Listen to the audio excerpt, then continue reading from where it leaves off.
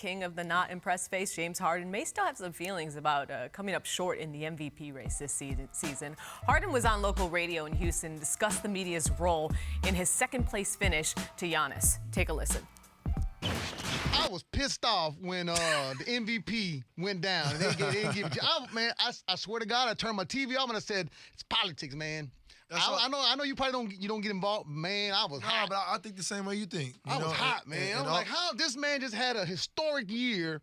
One for the books. Even when I'm going, they're gonna talk about it. But it's not. Did you get hot? Were you mad during that? It's out of my control. I think once the media they create a narrative about somebody from the beginning of the year, I think they just take that narrative and then run with it the entire year. Like, I don't even want to get into the details, but all I can do is control what I can do, and I went out there and did what I was supposed to do at a high level.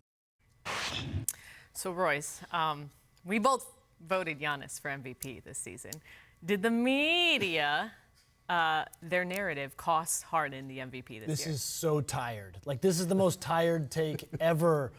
To blame it on the media and say there's some sort of mythical narrative out there. And by the way, who's the narrative against? Is he saying there was a narrative against him or a narrative for Giannis? And again, the Rockets' Twitter account did this after Giannis won MVP. Give him the credit. Giannis won MVP. And when they're talking about a historic season, Giannis had a historic season as well. He was on the best team in the NBA. He deserved the MVP. I cast a vote for him happily, and I voted Harden second. Harden had a great year. Just because you finish second doesn't mean you have to be salty about it. Well, he's actually finished first or second in MVP voting 4 times in the past 5 seasons. So if you're going to talk about the narrative, talk about the narrative you've been a part of for the last 5 seasons, Bobby.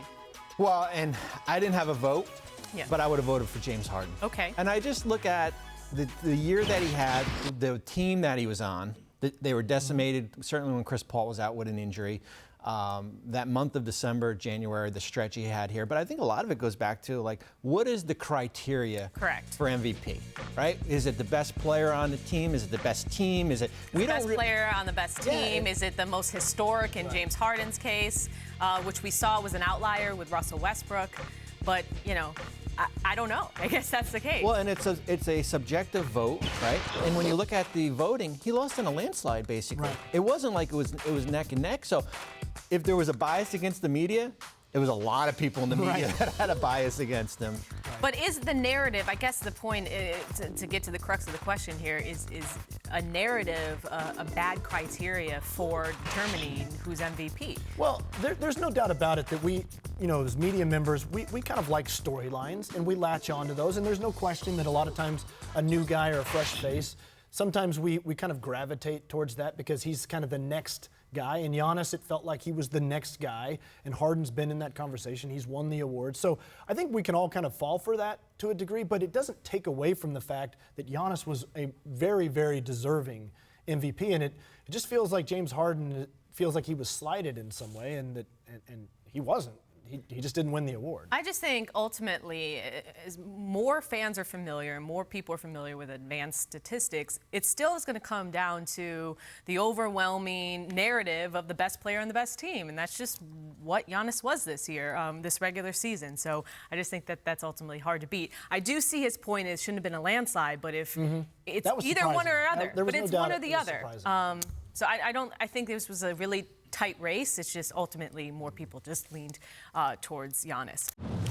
Thanks so much for watching ESPN on YouTube. For more sports analysis and highlights, download the ESPN app. And for live streaming and premium content, subscribe to ESPN+.